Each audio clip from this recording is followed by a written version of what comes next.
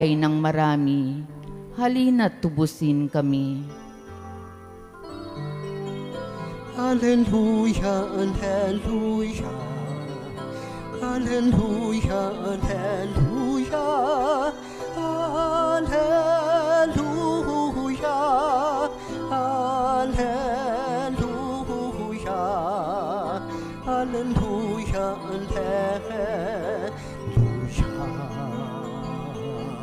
Alleluia, Alleluia, Alleluia, Alleluia, Alleluia, Alleluia, Alleluia, Alleluia.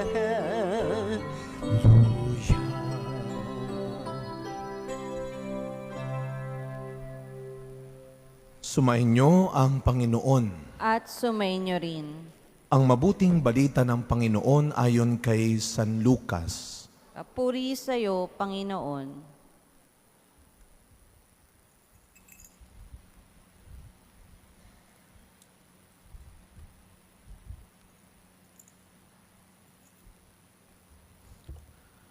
Nung si Herodes ang hari ng Judea, may isang saserdote na ang ngalay Zacarias sa pangkat ni Abiyas.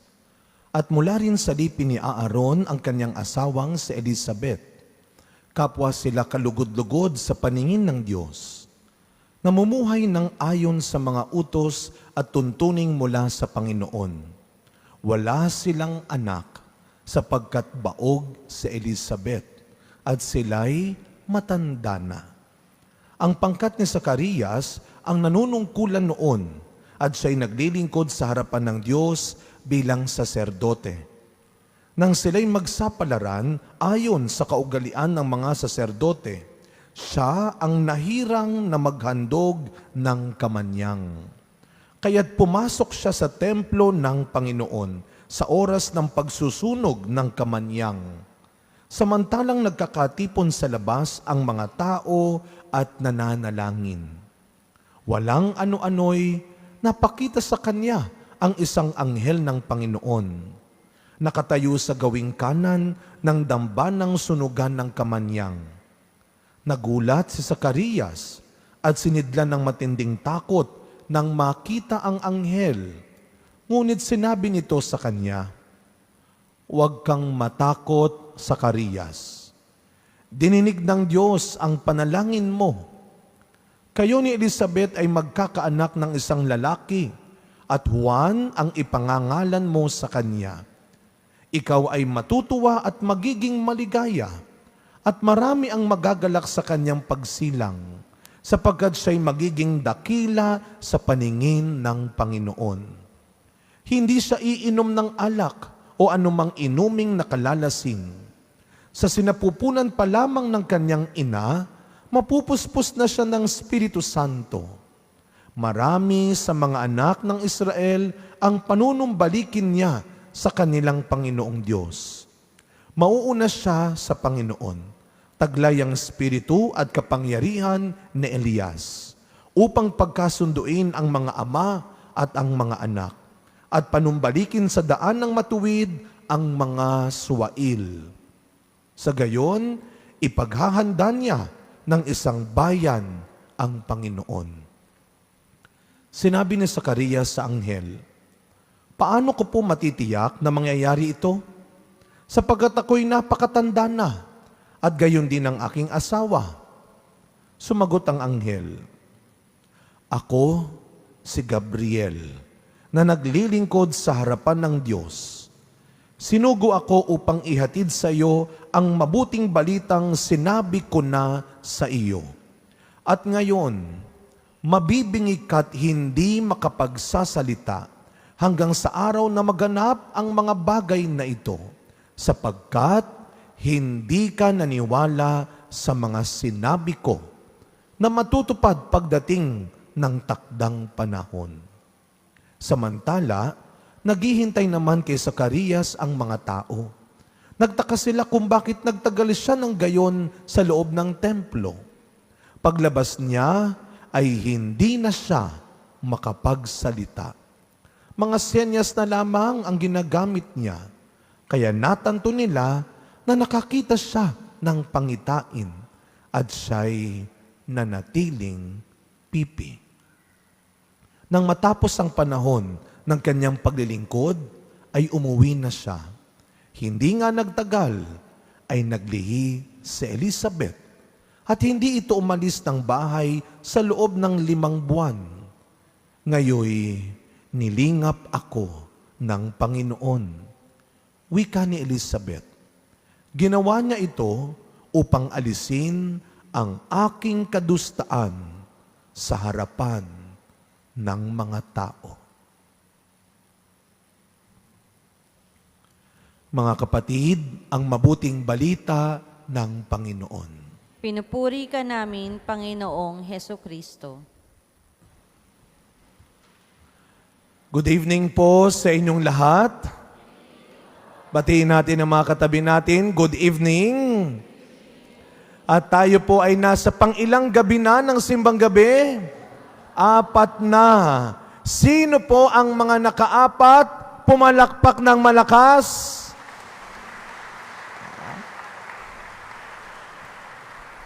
Yung mga nakaapat lang ha, huwag sasabat yung hindi nakaabat ha. Yung mga nakaapat, sabihin nyo ng malakas, ang galing ko. Mayabang din. Ha? Ang galing ko. Alam nyo, araw-araw, bago matulog, dapat ugaliin natin yan.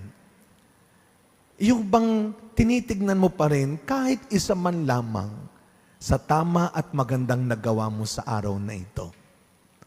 Meron at meron. Ha? Sana kahit hindi simbang gabi, you try. Magsikap ka na may magawa ka at least isang mabuting bagay man lang. Isang magandang bagay man lang. Huwag mong tatapusin ang isang araw nang hindi ka nag-try. Alam niyo po kung ano ang tawag namin dyan? Kasi sa seminaryo, may mga pagkakataon na parang ayaw na namin. Kapag mahirap na, ang sinasabi ng mga spiritual director namin, persevere. Persevere. Ibig sabihin, magsikap ka lang. Pagsikapan mo lang. Alam niyo mga kapatid, yun naman ang araw-araw hinihingi ng Diyos sa atin eh. Kagaya ng pagsisikap natin ito na mabuo ang 9 na gabi, abay 5 na lang, ang bilis ng araw. Halos mangangalahati na po ang ating nobenaryo sa mahal na birhen. Kaya nga, ibig sabihin, kayong mga nakaapat, o kahit yung mga may absent ng isa, kaya nyo naman pala eh. Kaya mo naman palang itulak yung sarili mo. Kaya mo naman palang tulungan yung sarili mo. Na may magawa kang mabuti, na may magawa kang maganda. Kaya nga, ito marahil ang paalala sa atin ng ika-4 na gabi ng ating simbang gabi. Sa mga pagkakataon na masyado na tayong nagiging maingay, sa mga pagkakataon na masyado na tayong nagiging magulo sa paligid natin. Alam niyo ho, nung unang gabi, ng simbang gabi natin, lalo na yung madaling araw, nagulat ako, 3:30 na, 4 o'clock na ng umaga, ang tahimik, parang Kwaresma. Sabi ko, di ba simbang gabi? Ba't parang ang lungkot ng mga tao? Pagtingin ko sa bintana ko yung mga tao, naglalakad ng madaling araw, parang zombie. Sabi ko, ano ba ito? Parang nakakatakot naman. Hindi ba dapat masaya? Kaya sabi ko kay Kuya Ronald, mag-download ka naman ng Christmas song. Yung bago magmisa, patugtugin mo para di ba ang sarap ng pakiramdam habang pumupunta ka ng simbahan, feel na feel mo ang magpapasko na. O di, nag-download naman si Kuya Ronald. Kinabukasan, hindi ako ang magmimisa ng maaga. Sabi ko medyo pwede akong gumising ng patanghali. Inay ko po. Pagdating ng 3:30, nagulat ako. Ang lakas pala ng tugtog. Sabi ko, namali yata ako ng sinabi. Parang ako yata ang naperwisyo.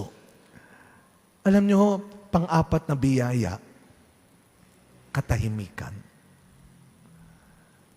Tandaan natin, isinilang ang sanggol sa isang tahimik na gabi. walang ganito.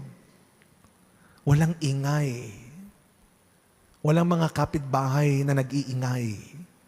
Walang mga tugtugan. Walang mga video okay na walang tulugan.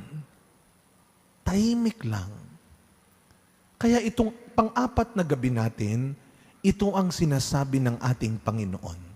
Kagaya ng naranasan ni Zacarias, itong dalawa kahapon may dalawang bida, batang couple, si Maria at Jose. Ngayong gabi, another couple, senior. Kapwa matanda na sila, si Elizabeth at si Zacarias. Pareho silang matanda na, walang anak. Baog sa Elizabeth, matanda na sila pareho. Pero ganun pa man, alam ng Diyos ang laman nito at ang laman nito. Na gusto pa rin nilang magkaanak. Kaya naman nung si Zacarias ang naatasang mag-alay sa templo, nagpakita ang anghel sa kanya at sinabi ng anghel, huwag kang mag-alala, dininig ng Diyos ang dasal ninyo, kayo ay magkakaanak. Ano ang sabi ni Zacarias? Paano mangyayari ito? Baog ang asawa ko, matanda na kami. Anong kapalit nito? Kulang nilang sabihin ng anghel, alam mo, manahimik ka.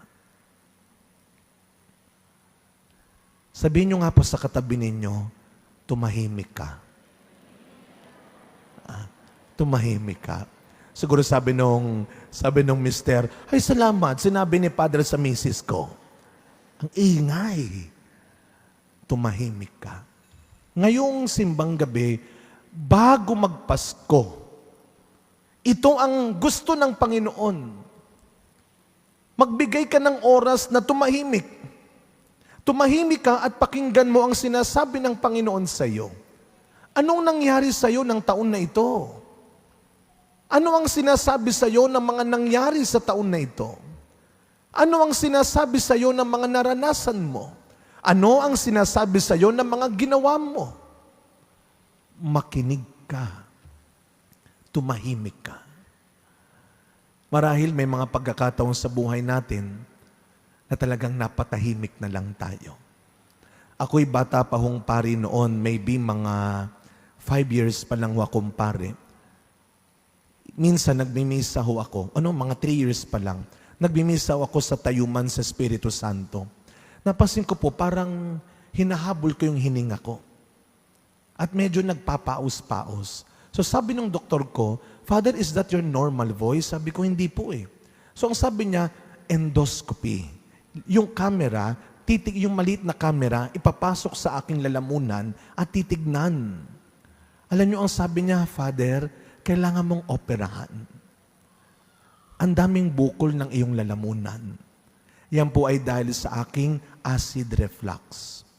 Matindi yung acid ko. Ang tinira yung aking lalamunan. So hindi ho biro. Mahirap.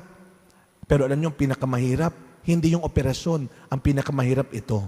Pagkatapos ng operasyon, ang sabi ng doktor, Father, 1 month, 1 buwan, complete voice rest. Hindi ka magsasalita ng 1 buwan. Diyos ko, ako, hindi magsasalita ng 1 buwan. Ang hirap. Kaya alam niyo po kung ano ang meron ako. Pag dinadalaw ako sa aming bahay, meron akong isang whiteboard at isang whiteboard marker. Doon ang kami nag-uusap. Yung mga bisita ko ngayon, sumusulat din. Aba, sabi ko, nagsulat ako. Ako ay pipi, hindi bingi. Magsalita kayo. Inubos niyo pa yung pentel pen ko. Pati sila sumusulat din. Ano ba kayo? Sabi ko, nakakarinig naman ako. Hindi lang ako makapagsalita. Alam niyo mga kapatid, darating yung pagkakataon sa buhay natin, tuturuan ka ng Diyos tumahimik. Time will come, patatahimikan ka ng Diyos. At huwag kang matakot. Ano ang sabi ng huling bahagi ng Ebanghelyo? Ano ang sabi ni Elizabeth? Ngayon, nilingap ako ng Panginoon. Ginawa niya ito para alisin ang aking kadustaan sa harap ng tao. Bakit? Sapagkat ang tingin sa kanila noon, walang anak dahil makasalanan ka. Pinarusahan kayo ng Diyos, kaya hindi kayo binigyan ng anak. Wow! Antindi. Kahit noon pa man, hanggang ngayon, may mga taong sadyang matabil ang bibig. Ang talas ng dila. Yan ang tingin sa kanila, matanda na kayo eh. Kaya hindi kayo nagkaanak eh. Kaya nung sabi ni Elizabeth, ako'y naggagalak. Tinanggal ako ng Panginoon sa aking kadustahan sa harap ng tao. Kaya makinig ho kayo. Huwag kang mag-alala sa mga nang-aapi, naninira, nanghuhusga, nanghahamak sa'yo. Huwag kang papatol, may Diyos na hahatol. Isang araw, ang Diyos ang magpapatahimik sa kanila. Amen? Kaya huwag mong hahayaan na sirain nino man o ng anuman ang iyong kabutihan. Kaya yung sabi mo sa katabi mo, tumahimik ka naman. Araw-araw, sabihin mo rin yan sa sarili mo. Kapag marami ka nang napupuna, marami ka nang napipintasan, marami ka nang nasisiraan, tumahimik ka naman. Sabihin mo sa sarili mo yan. Kaya nga, bago magpasko, napakagandang bigyan natin ng oras ang pagtahimik. Silence is not the absence of noise, but silence is the presence of God's voice. Makinig ka sa Diyos. Minsan may isang seminarista na isinama ng pari sa isang depressed area, sa isang mahirap na lugar. Itong pare, siya yung nagmisa doon sa mister na namatay. Ang ginawa ng pare, isinama niya yung seminarista para dumalaw. Yung seminarista medyo maarte, balidoso sa katawan. So isinama niya doon sa isang mahirap na lugar, parang Tita Yang yan, parang si Brother Charles, nag-iikot sa ating area. So isinama ngayon yung seminarista. Alam niyo po, tuwang-tuwa yung balo nung nakita yung pare. Naku, Father, buti naalala mo pa ako. Salamat talaga sa pagmisa mo sa asawa ko, ha? Father, pumasok muna kayo, magmerienda muna kayo. Sometimes the poor people are the generous people. Alam niyo po, pinakain sila. Yung pare, binigyan ng tinapay, binigyan ng soft drinks, uminom. Yung seminarista, hindi kagad kumain. At lalong hindi kagad uminom. Bakit? Natatakot. Ang kinamatay kasi ng mister, TB. Tuberculosis. Kaya nung hawak-hawak nung seminarista ang mug, yung may tangkay, sabi nga nung seminarista sa sarili niya, baka ito yung baso nung namatay. Baka mahawa ako. So tinitignan lang niya, paano kaya ito? So pinihit niya, ako baka dito umiinom. So pinihit na naman niya. Alam niyo yung ginawa niya? Ang tinapat niya sa bibig niya, yung tangkay, yung hawakan. So sabi niya, siguro naman, hindi dito umiinom yung namatay. So uminom siya. Habang umiinom, sumigaw yung anak, Nay, parehong-pareho sila uminom ni tatay. Nadali. Kaartihan mo eh. Mag-ingat kayo. Patatahimikin din kayo ng kaartihan ninyo. Kaya sa pagpapatuloy na minsan natin, mga kapatid, makinig tayo sa Panginoon. Makinig tayo hindi lang dahil sa marami na tayong ginagawang mali. Makinig tayo hindi lang dahil sa marami na tayong naging kasalanan. Makinig din tayo dahil ipinapaalala niya na meron ka ring magagawang kabutihan. Na meron ka ring nagagawang maganda. Huwag ka masyadong nakikinig sa mga bagay na hindi makakatulong sa iyo para mabuhay pa, para maniwala pa. Tumahimik at makinig. Halina, liwanag ng pag-asa, halina. Amen.